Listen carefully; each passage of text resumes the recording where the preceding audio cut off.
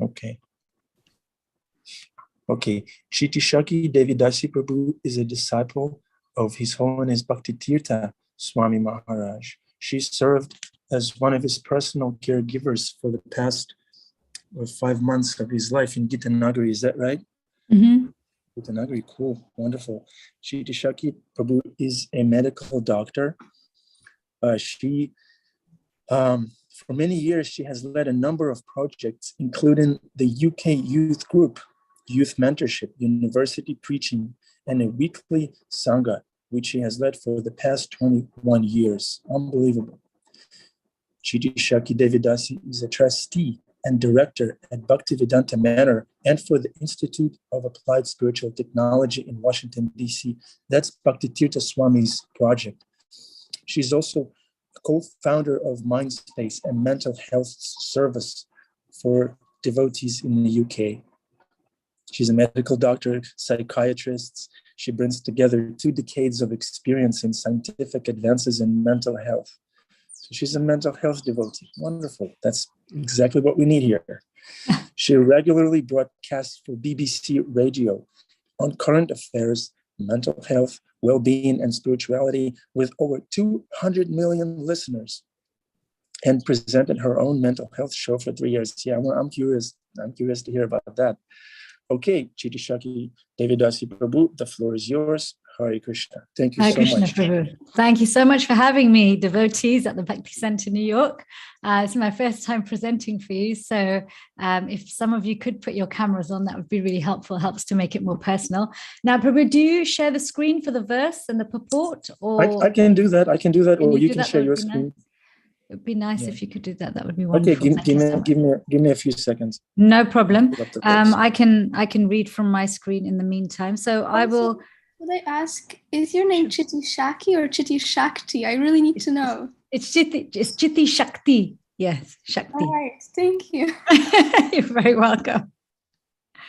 Yeah, Shakti, it's Citi-Śakti. So we are reading from the 10th canto, continuing 10th canto, 3rd chapter, verse 33. So I'll read the Sanskrit, the translation, and then the purport, and then I'll sing Mangalarchana, and then we'll have a discussion and some questions.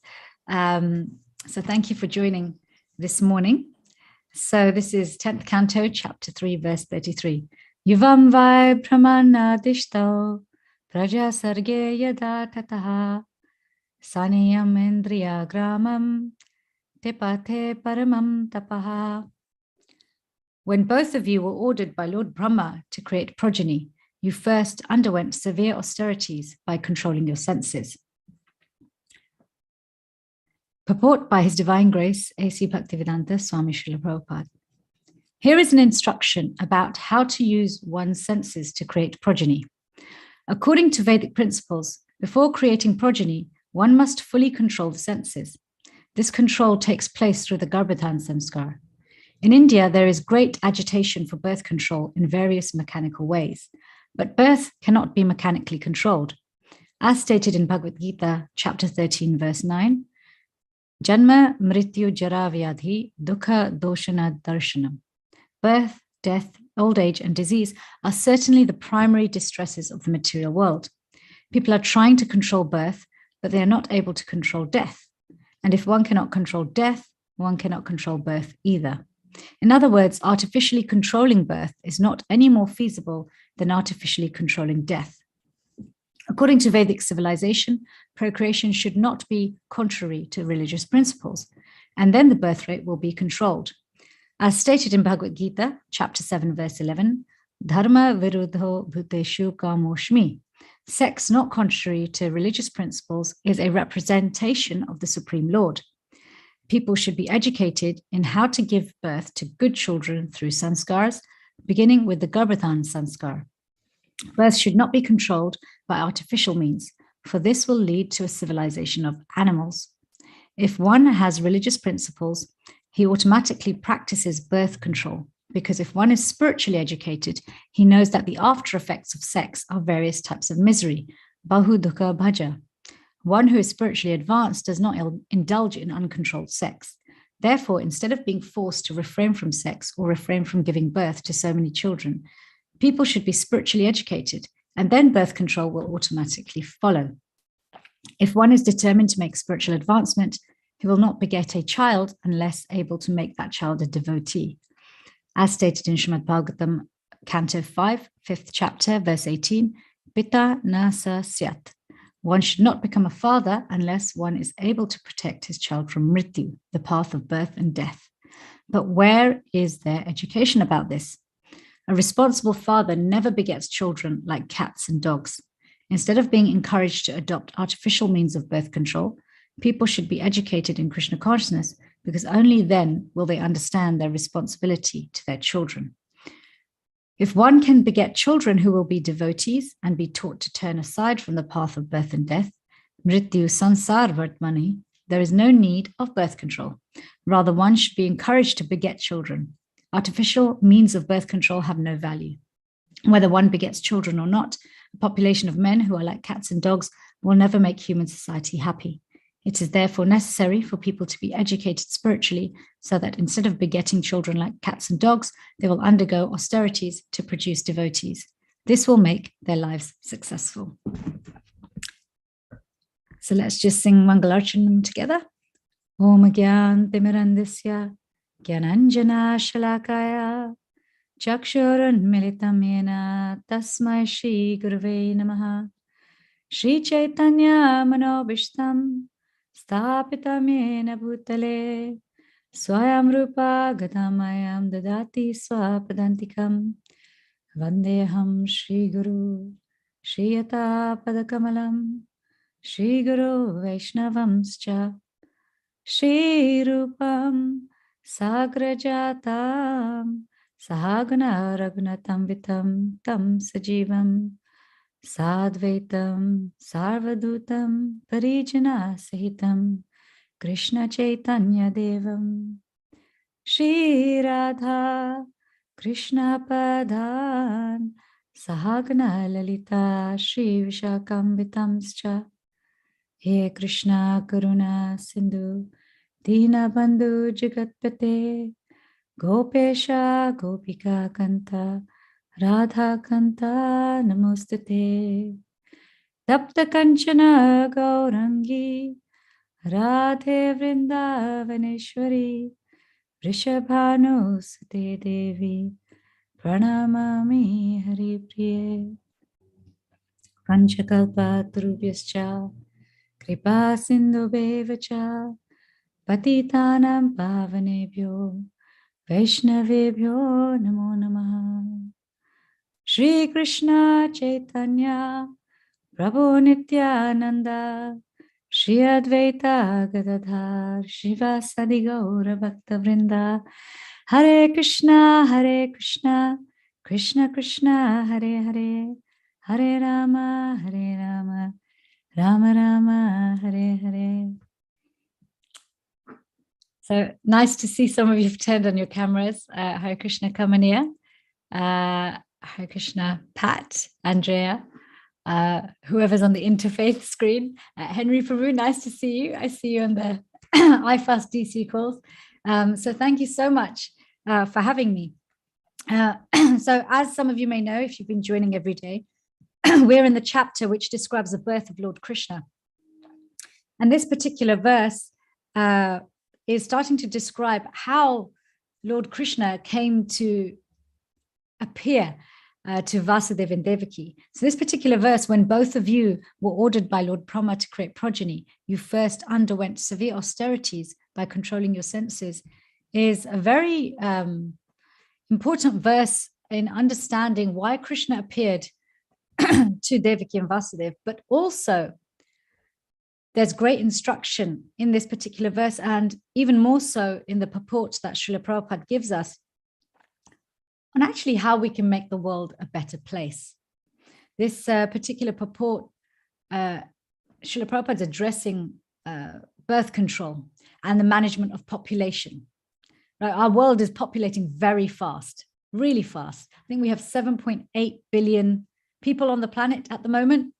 Back in 2005, we had 6 billion.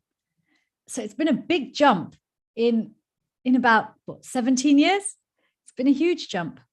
And so when there are more people, people's, government leaders, even heads of family, their immediate concern becomes, how are we going to provide for so many people? Now, many of us who follow the news or look at politics or ecology will know we have more than enough on this planet for everyone. It's just the distribution is uneven. And so this is a point Prabhupada's making here as well, that artificially trying to control the population isn't going to make alleviating suffering or distribution of wealth and food any easier. Because, if we don't come back to the root of what's generating the population, how is what's being produced, then there's going to be challenges with the outcome. So what do I mean here? What we're talking about here is we're all busy producing something at all times. We like to create, we like to produce. And this particular verse is about reproduction, but reproduction that actually starts long before the act of procreation. And it has an impact beyond our immediate circle of influence in terms of circumstances as well as time. And this is the point that Srila Prabhupada is trying to share with us here, that, reproduction is not simply a physical act. Just like everything else, it has a strong spiritual core. And when you bring a spiritual core and spiritual sense to any physical act or circumstance, it transforms not just the act itself, but the results. And those results, not just in the short term, but in the long to medium term and beyond this time and space. It actually impacts your individual self-realization, your evolution of your consciousness, but also of the souls that you bring into this world. The whole science of what Prabhupada calls here the Garbhadhan Samskar. Samskar means impression. And we are constantly having impressions laid upon us, right? This is how media works. Media serves to be an instrument to create an impression in our mind, which then has an impact also on our senses and our actions, right? So these impressions, these sanskars, we can either succumb to them mindlessly without being conscious. What impressions am I laying down? Because the mind has got layers. We've got the unconscious mind, the subconscious mind, and the conscious mind. The conscious mind is only really 10% of it's only about 10%. It's what's available to us. Subconscious and unconscious are much more difficult to access, but they are the areas where so many impressions are laid. Everything, we're surrounded by every sound, every visual stimulus. It leaves an impression. Other people's desires, other people's thoughts, other people's feelings, they leave an impression. So this Garbhadhan Sanskar, the science of reproduction, how the impressions that are within us lead to what we produce, what we reproduce, there's a deep science to it. And if you want to know more about that science, you can have a look at the third canto of the Bhagavatam, chapter 31, where Kapila Dev goes into great detail about the evolution of the body and consciousness whilst in the womb. In fact, it was one of the things for me when I was in medical school. I read that in 1996, and I was studying embryology at exactly the same time. I was revising for exams in my second year. And for me, when I read this particular chapter, I was amazed, because I had the Bhagavatam on one hand, which is thousands of years old. And in my other hand, I had a textbook, an embryology textbook, which was about 20 years old. And the embryology textbook was made up of, was a result of research, of about 20 years of research from children who'd, fetuses which had had a natural abortion and those which had had an intentional abortion. And so one was actually the result of quite a painful and crude research project, and the other one was wisdom of sages. And I was amazed at the correlation in terms of accuracy of how the descriptions are there of how the different parts of the body develop. But what the Bhagavatam gave was also the understanding of the consciousness and how the consciousness develops. So there's a whole science around what is it that determines, what are the features that determine what kind of child someone has, and also what that child will go on to do. So this also means what brought you into this world. Okay, what kind of consciousness brought you into this world? What factors determined the kind of body you had, the kind of life you're leading? So there's 4 key things, I think, that really affect this, that come from this particular purport and from this chapter in the Srimad Bhagavatam 3rd canto. First of all, this science of reproduction, it's very much based on the parents, the 2 parents, their consciousness and desires at the time of engaging in the act of procreation. And remember, we have many desires that coexist at one time. It's very difficult for us to just focus on one. And the consciousness at the time and the desires at the time of procreation, they act like a radio station. Radio stations are on different frequencies, right? Those of you who are used to analog radios from back in the day, you'll know you have to tune the dial, you have to turn the dial to find the station that you want. So the parent's consciousness acts almost like a beacon. It's attuned to a certain frequency. And that frequency will align or match up with a particular soul out there who's looking for that frequency. That frequency is made up of so many different things. By consciousness, what do we mean? There's a psychological aspect to consciousness. There's a psychological aspect to desires. There's a physical aspect to consciousness. How have these parents been living to date? Not just in the hour before they decide to procreate or the day before they decide to procreate, but preceding that, how have they been living? How have they been thinking? How have they been feeling? And what have they been desiring? So these create this beacon. And so the child, this soul who is looking for a new body, a new circumstance in which to execute their material and their spiritual life, is drawn to certain things, also again based on their desires, based on their spiritual desires and their material desires. So that's the second thing. The child's choice is based on its own consciousness and desires. And then there's the third factor, which is the already existing karmic board for both.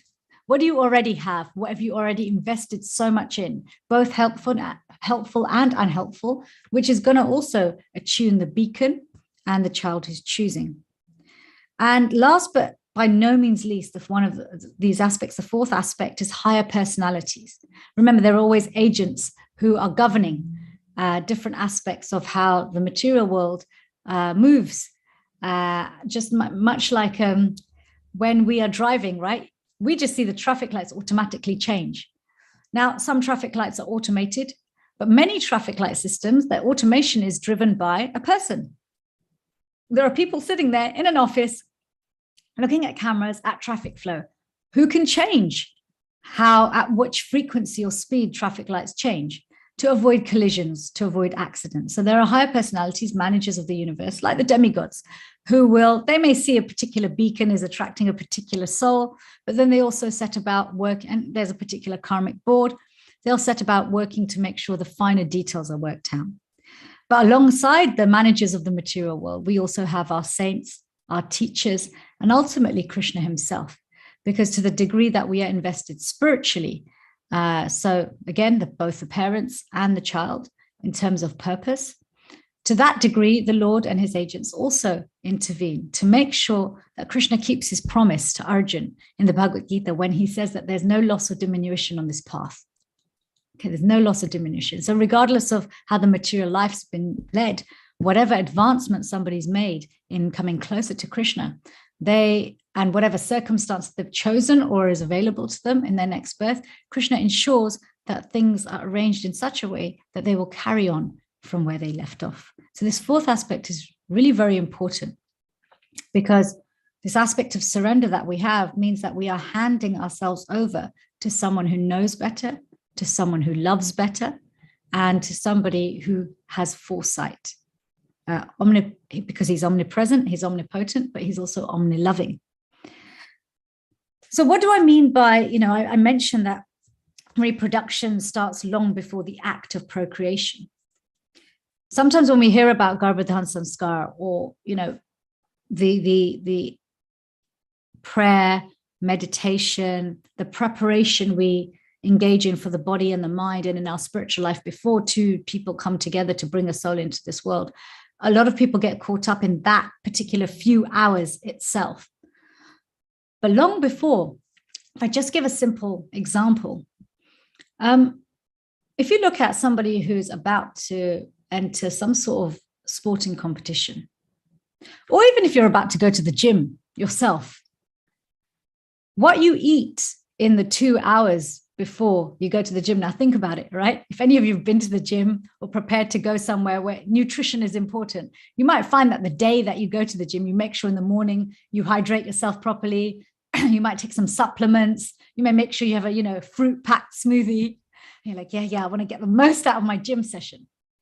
But that particular drink and what you consume that day, although it has an impact on that gym session, to be honest, what you ate in the weeks and days preceding that gym session has far greater impact, because what you've done in the days and weeks preceding that gym session has already had time to assimilate into the cells of your body and into the cells of your brain, into your muscles, into your bones. What you eat and drink that morning is still in the process of digestion by the time you go into the gym. It's not available for immediate use. So the act of Garbhatan Sanskar. So Garbhatan Sanskar is the preparation, the spiritual preparation, the psychological preparation, and the physical preparation we engage in the hours before procreating. But actually this act and this process begins long before that one particular Garbhatan Sanskar, or maybe it's your 5th time, however many times you've been trying, because our spiritual nourishment, our psychological nourishment, all of the things that contribute, and our physical health, all of the things that contribute to what kind of signal am I sending out when I engage in procreation to bring someone in. It's those things that what you've been doing in the weeks, months, and years preceding that act have already been digested. They're already part of your consciousness. Now, you can't, for example, go from, if you for years not felt like having a child and you feared having a child, and then you suddenly decide, right, tomorrow I'm going to do Garbhatan Samskar and I'm going to try for a child. The fear of having a child won't just suddenly go away because you've engaged in one Garbhatan Samskar, right? Or suddenly just saying, okay, I've practiced no spiritual life at all my entire life, and now I'm going to do Garbhatan Samskar and expect to give birth to a pure devotee. It's not going to work like that, right? It's, and sometimes we as devotees might think, I really want to have a pure devotee as a child, but how pure is our own devotion, right? How much have we invested in making our beacon that bright, shining bright, that it attracts a deeply devoted person? Because there are many factors that make up what goes into creating that beacon of who we're going to attract. You think about the act of procreation, it's a very intimate, selfless process where two people are coming together, ideally in a very, very loving circumstance, where you're constantly putting the other person first, and Krishna is the anchor, the third person in the relationship, because he loves both of you even more than you could ever love each other. It stimulates a kind of relationship where there's a loving competition to see who can love the other person more. So when you're coming together like this, many different things come together, things that we have to be mindful of, things such as our sense of self. Who do I think I am when I'm engaging in this act? Who am I bringing to this process? Who am I bringing in terms of who I think I am in this world?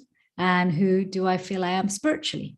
Do I have confidence in who I am in this world and who I am to Krishna? What do I mean to Krishna? This affects the kind of beacon, kind of signal we put out. The attitude we have towards our partner. Can't just, if you've been angry at them for the last few days, to suddenly drop that anger in the moment, it's very difficult. So the days and weeks preceding, and the state of the relationship and affection for the other person or resentment towards the other person, even the silent resentments, they have an impact. Our current emotional state is very important. Current emotion, just like going to the gym, how you feel about going to the gym in that moment will determine whether you engage with the exercise with purpose, with attention, or whether you do it mindlessly because your heart and mind are somewhere else. Anything done with attention and focus always brings about more results. The gym is an easy example to use because we can see the results very quickly in the body. When we consciously do a bicep curl, you'll notice your muscle hurts in places you didn't know existed. And you do it unconsciously, you may or may not get such a strong benefit. Your purpose for having a child. There are many, many purposes we have.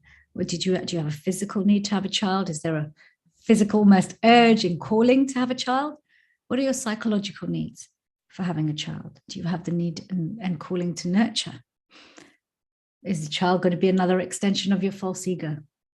Now, are you hoping your child is going to fulfill the desires that you have not been able to fulfill? It's important to be honest about these. Or are you waiting, even spiritual purposes? Sometimes we have a child in the hope that they'll be the pure devotee that we couldn't be.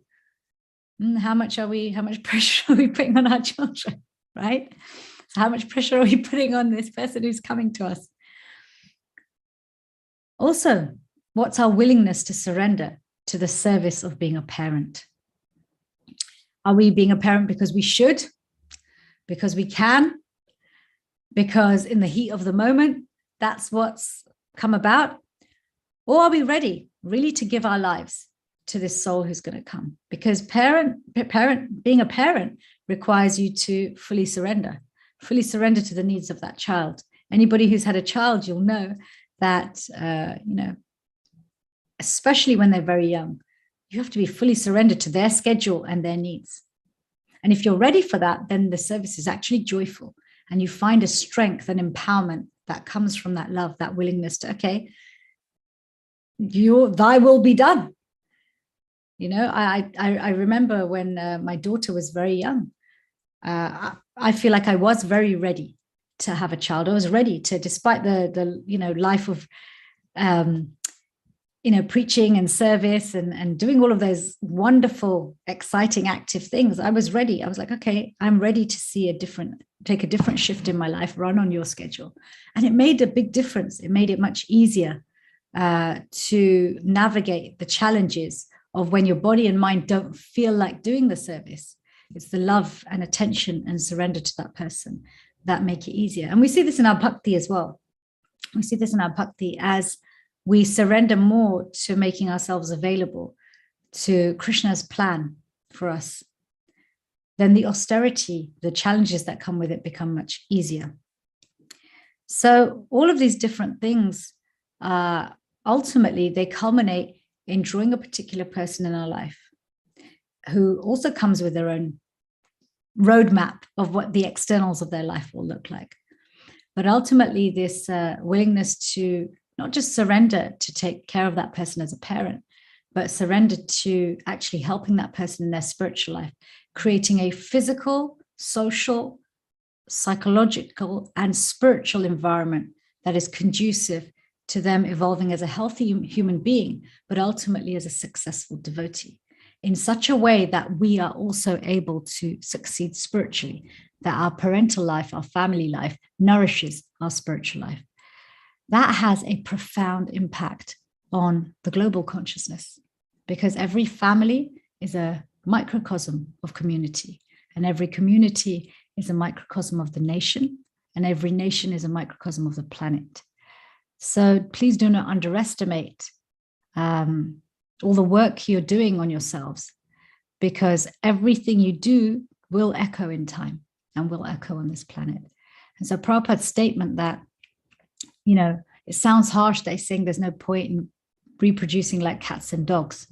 Almost feels like he's saying, we're like animals. Actually, he says it's like animals, because animals don't have the ability to really understand what is the best state of mind I should be in to bring another cat or dog into the world. But we do. And just by changing what purpose and mindset we align ourselves with, we can have a profound impact on the spiritual health, the ecological health, the social health, and the political health of this planet. So I was asked to stop at 12:45 to take some questions and to encourage some discussion. So Prabhu, do you take the questions, or do I just take them from the chat room and people put up their hands? Chat and hands, and people will unmute themselves. Okay. Thank you very much. Beautiful presentation, very lively. Very, very nice. Thank you so much. Thank you so Let me much. see if there's anything in the chat.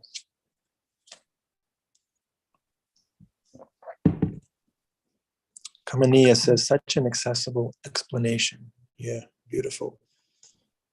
Bhima Prabhu says, the speaker is the personification of the science of self-realization. In fighting, there was a maxim. The fight is won before you step through the ropes. Nice. Bhima Prabhu is a fighter. Yeah. Spiritual warrior. Yeah. Okay, questions, please. Comments, angles of vision. Andrea. If anybody has any part of the, maybe many of the points that I've mentioned, if you want me to elaborate on any of it, I'm happy to do that. So it's encouraging if you have questions, because especially when we're online and not in person, to interact and speak helps to engage people. Otherwise, we can become quite passive with the hearing. So please, they don't have to be questions. They can be maybe some realizations you've had, or comments, or things you maybe have heard in other sessions. Sometimes we may read something from Bhagavatam, this verse you may be feeling is not so relevant to you right now. You might think, okay, well, I've had my children, or I'm a long way from having children. Maybe this isn't so relevant, but we can't unlearn what we've heard. It's one of the powerful things of spiritual knowledge. We can't unlearn what we've heard. So everything we hear, we carry with us. Satchinanda Maharaj, he gives a really nice example of how what we do in our private time in terms of how we nourish ourselves is like walking into a fragrance shop. When you go into a fragrance shop, you inevitably leave carrying a fragrance, right? You can't help but go into a fragrance shop and you don't come out smelling neutral. There's always a fragrance. So what we do in our alone time, everything we hear, everything we watch, when we leave that environment, we carry that fragrance with us, and that fragrance wafts into the consciousness of others. So please don't underestimate the power of things which may not feel relevant right now, or may feel relevant at another time. They may not be useful to you right this moment, but they will be useful probably in the future, or for somebody who's associated with you. So there are a few hands up. I don't know who went first, so I'm going to just go in the order. Ladies first. Ladies first. Okay, so we have we've got a few ladies. So I'll just go in the order. I'm a lady. Yeah, probably in real life you are. Right, yeah, we're all ladies. We're all yes. Krishna's potency. Yeah, female. So I'll go in the order I've got on my screen. So I've got Angelica. Yes. Hare Krishna. This is Hare Krishna. This is a quicker question. Sure. I think it can be more of a universal question after reading the verse and also hearing your class. And it's simply like, as you said, there are so many desires that we have at times, and sometimes they're conflicting or canceling each other even. And if the parent is to be first certain that they can really guarantee their child going back to Godhead, and that they shouldn't have a child otherwise, and also that there are no other desires like wanting to nurture or just wanting to feel important or needed, like sometimes mothers have. It's like, does that mean that then devotees cannot ever have children? Like for me, if you're thinking for ever future, I cannot guarantee myself even to ever become a pure devotee, what to say for a child. I just want to go back to the phrase. I don't think it's guarantee. I don't think Krishna expects we guarantee anything, because as he explains to Arjuna in the Bhagavad Gita, we have a right to perform our duty. But so he says to Arjuna, you have a right to fight, but you don't have a right to the result. So actually the result is ultimately in Krishna's hands. But what we guarantee is that I will try, Krishna, that I would like to bring someone into this world for you. And I will try my best to become the kind of devotee who can also help this person become a devotee. Help this. What does it mean? I will surrender to you in such a way that even the child who's taken birth in our families under our care will also feel compelled to take shelter of you and to remember their love for you. So that's really the only thing Krishna wants us to guarantee, that we'll try. I will try my best. And that's what he accepts. This is what a loving person accepts. When you love someone, you're not so attached to the end result. You're more attached that they tried, It's the thought that counts and the endeavor that counts. So please don't feel the pressure that Krishna is expecting us to be guarantors of the outcome. The outcome always rests with him. We can only guarantee our endeavor. I hope that's okay. I know you have to finish at 1, and I have a tendency to overspeak, so I'm going to keep my answers very brief. So Labdhi, you're next. Hare Krishna. Hare Krishna, Labdhi. I wanted to ask, reproduction acts as a radio signal to the other side as well. But what about adoption? Does that act as a radio signal, just like reproduction, to the child or no? Absolutely. Absolutely. The biggest beacon, radio frequency, is our consciousness and our desire. What the method or medium through which the soul comes to us actually doesn't matter so much. There are people who adopt. There are people who have surrogate pregnancies. Some people use in vitro fertilization. These may be the mechanics of how the family and the child coming into the family. These are the mechanics of how they come in. But the ultimately underpinning everything is always consciousness. Okay. So Interfaith Prabhu, what's your name? Hare Krishna. Hi, Krishna. My name is Balaram Das. Thank you very much for the class. So I have kind of one, I wanted to comment on what the Vaishnavi said. Yeah, consciousness is certainly the underpinning. I myself have a stepdaughter. She's 8 years old. And this is, she's the most beautiful little girl I've ever met. Pure, loving little girl, obsessed with Krishna, particularly Nrsimha Dev. And, her mother and father had no idea of any of this information when she was first born, but, and now here they are and, really trying to learn. So it's definitely, you're correct on the consciousness aspect. One question I have is that when I think of birth, oftentimes what comes to mind is the description in the Srimad Bhagavatam of the conditions of the womb. And they're generally very unfavorable. So could you elaborate a little bit on, are those conditions always the same, or can those conditions be a little bit more favorable? Can we help the child coming in have a little bit more favorable conditions in the womb so they don't have to suffer so much during the gestation process? Yeah, thank you. That's actually a really, really nice question. So in the 31st chapter of the 3rd canto, it does go into it answers all of those questions. So if we just look at the environment in the womb, it's difficult. The position, if you look at an ultrasound scan of how we've all laid in the womb before, we've all been through it, it's really uncomfortable. And Prabhupada explains that actually that it's such a painful condition that Maya gives us the qualification to tolerate it. Now, tolerance is a qualification. Powerful. The way he phrases that, Maya gives us a qualification to tolerate it. And that qualification is that we don't get consciousness or awareness of our body so much until the 7th month. Okay. So up until the 7th month, you're in this cramped condition, but you're not so aware of it. And then, you're lying there in amniotic fluid, and there's scientific terms for so many things, but in the Bhagavatam, it describes it as there's worms and stool and so many different things. And so it's really uncomfortable. You're squashed, you're compressed, your skin's getting irritated, but you're not conscious of it. At the 7th month, you become conscious. And then the soul, really, you experience it. It's painful. And that child suffers.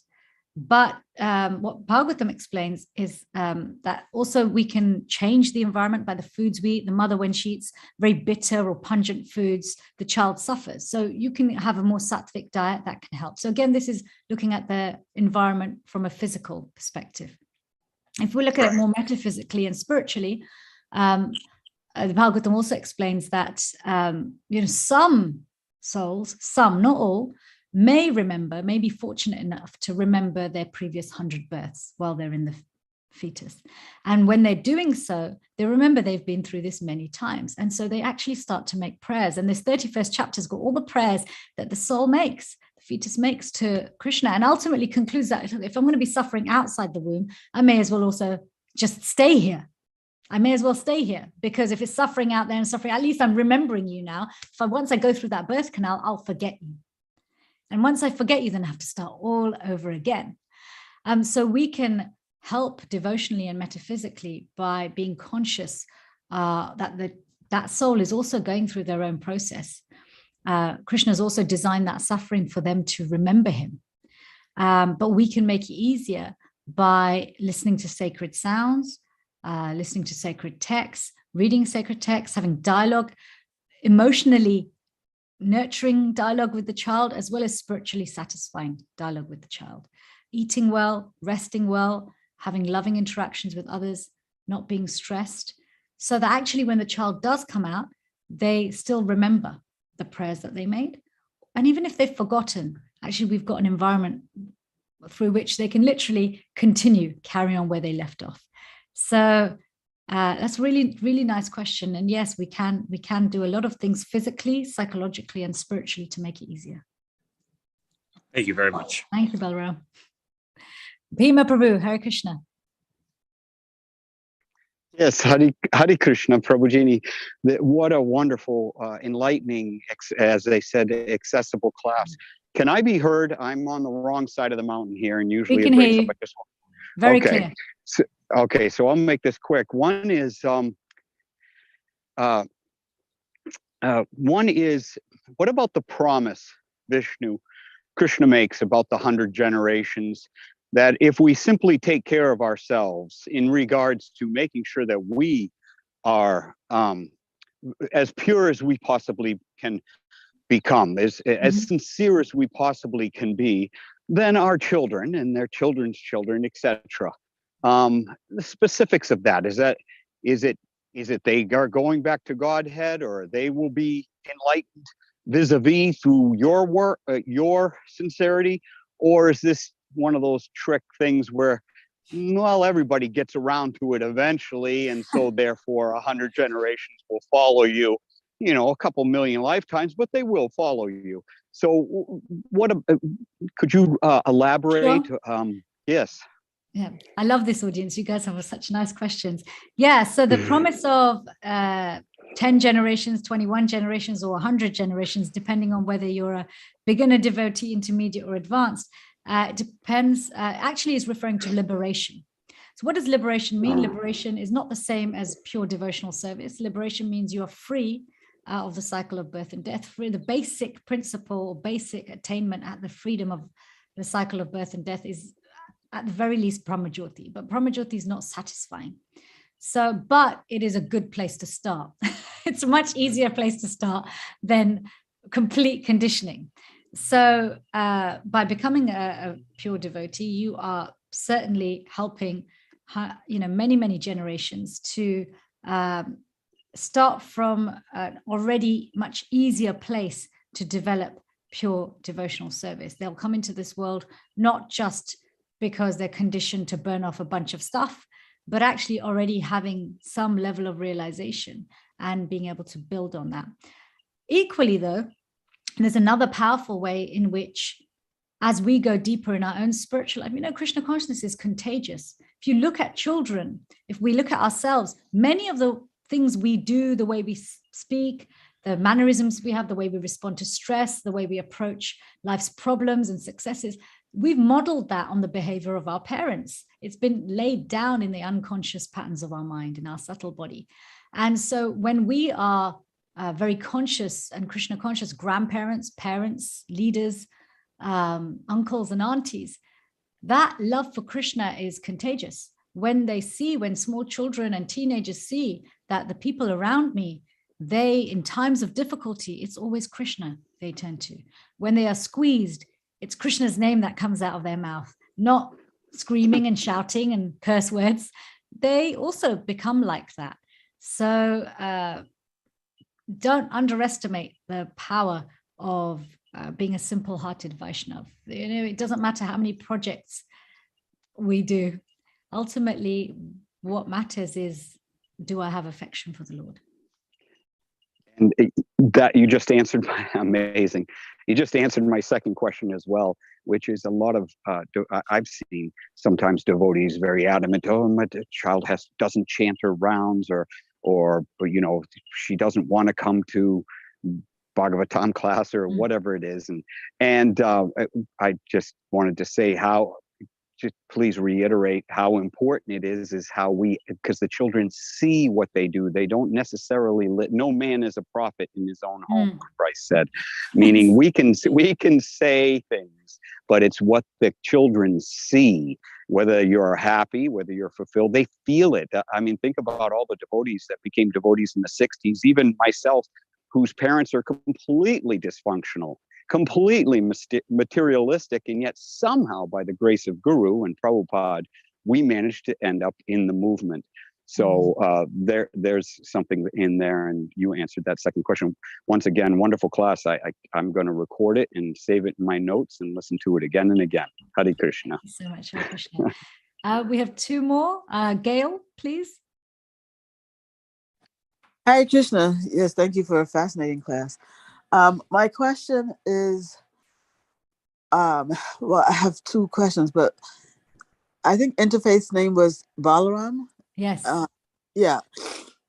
I was wondering how it's possible, considering your talk, that a child could come out so Krishna conscious, you know, so loving, you know, so attracted to Nrsimhadev and so on, when his parents had no clue about any of these things, you know.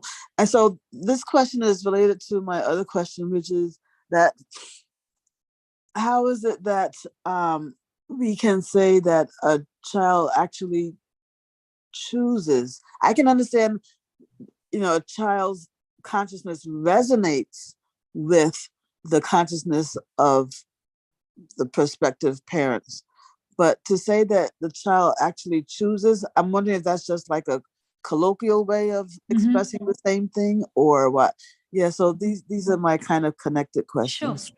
Thank you again. Really great question. So there's some souls who can choose. The souls who are actually already liberated, they have an ability to choose. They can choose who they go to. Most don't choose, most resonate. You're right. It's just like if you have a particular fashion sense, you will resonate with certain stores, right? You walk past their shop window, however the mannequins are dressed, because they're aligned with your desires, you're more likely to go into that store, right? So it is more resonate. Because that's what happened. You know, we talk about beacons and choice and stuff. What does a radio frequency do? It resonates, right? There's a resonance, there's a vibration. So that's what happens. So yes, there's most resonate. And some souls actually do choose. They can quite literally choose and request to go to a particular family. Now, in terms of how can a child who has a natural affection for Nrsimhadev take birth to parents who know nothing about Nrsimhadev? Well, this is the thing. This is where we have the culmination of, you know, Krishna's kind of promise that you will carry on where you left off, but equally someone's karmic board or existing karmic board, in the sense that, you know, we often talk about prarabdha karma, right? That karma, that consequence that's already manifested. The most obvious and clearest example of prarabdha karma, that which you cannot change even with the spiritual process, is the physical body that you have. It doesn't matter how much I chant Hare Krishna, I'm never going to go blonde. Okay, unless I use a hair dye, right? It doesn't matter how much, you know, how many yagyas I engage in, I'm never going to grow another foot, not anymore. My growing period's done in this lifetime, right? So this physical aspect I have is my prarabdha karma. So that particular child may have a prarabdha karma in terms of their physical body, certain hair color, facial features, etc. That meant that they had to take birth from the womb, from the seed and the egg of those two particular parents. But for the evolution of their consciousness, their emotional health, and the rest of their growth, Balaram Prabhu, thank you for being so open. You know, she's now under the care of Balaram. She's under the care of devotees so that she can continue with this natural affection she has for Nishinga, which she clearly picked up in a previous life. Now, even if she hadn't picked it up in a previous life, I don't know the circumstances, but sometimes, because of Lord Chaitanya's mercy and Krishna consciousness being so readily available to everybody because of our lack of qualification, it may have also been when she was a small child. She may have been blessed in some way. We don't know. Maybe her parents were walking past a Rath Yatra, a celebration, or they gave her Mahaprasad or something, and it woke something up in her, but they were no longer able to provide the circumstances she needed. And so she was handed over. Krishna and the demigods, they arranged that she was handed over to Balaram's care. Does that make sense? Yeah, so therefore it's complicated because it's a combination of your prarabdha karma and your spirit, your level of spiritual awakening. Yes. The combination. And just one last thing is, in the case of rape, how is it determined which child takes birth in that womb? Again, resonance. But the most important thing about karma is not what did I do to get here? It's what I'm going to do moving forward. And sometimes women who give birth to a child through unfortunate circumstances like rape, they may resent the child because of the circumstances in which it appeared, or he or she appeared to them. But actually, if we can see that nothing happens without Krishna's permission, without ultimately his loving glance, then if we can offer ourselves to be a loving caretaker for that child, no matter what circumstances they came to us in, it can be a really, really powerful devotional experience, both for you and that child. Okay, Mataji, thank you so much. Hare Krishna. Adding to the question, would you say that it can be also karmic that the mother doesn't accept the child in her womb and the child is supposed to just kind of quickly go to another's womb? When you have choice, you can choose to manage your karma differently. So the desire may arise in your mind and heart to not have this child, but you also have a choice how you respond. Because yes, you're right, karma can manifest in the mind as a particular thought or a feeling, but also there's all this conditioning we're surrounded by, which makes it all too easy to give up a life. So to just pin it all on karma isn't helpful. There's always a choice, and there's also a choice how we receive our karma, how we accept it. We don't have to, even if we have to be an instrument for someone else's suffering, we can still be a gentle instrument for their suffering. We can still be a kind instrument for their suffering. I know Isabel had a question, but Gail, you've got your hand up again. Yeah, no, I just forgot to ask about the person who gets to actively choose the womb. I guess that has to be a very yes. Very they're usually liberated. Yeah, they're usually at least liberated. Okay. Yeah. Okay, they can choose. But again, even if they choose, the person has to accept them. Oh, really? The couple have to accept them. They can't force their way in. The couple have to say, okay, I'm willing to, and some souls are so, there's some evolved souls on this planet where you can feel when a soul is trying to bring you together with someone else because they want to take birth in your womb. And if you've decided to no longer have kids, or you're being attracted to someone who isn't your spouse, or you're celibate, you can actually direct that soul to a couple that you know, saying they'll take good care of you and you'll still have contact with me because I take care of that couple. Wow. Okay, thank you. I think, Isabel, you had a question, but I see your hand has been put down, so maybe your question got answered. Oh, Isabel, you're back? Sorry. Yeah, sorry. I was getting in my car, so I wasn't sure if I could talk, but I can. Simple question, and I think you might have answered it kind of throughout the Q&A right now. But let's say, for example, my kids are adults, and they hopefully will have children one day, and also my cousin's kids are having babies, and some of them are totally not, forget about Krishna conscious, they're not even God conscious or peace conscious or any type of I see that they have a lot of turmoil in their life, but they're bringing kids into this life.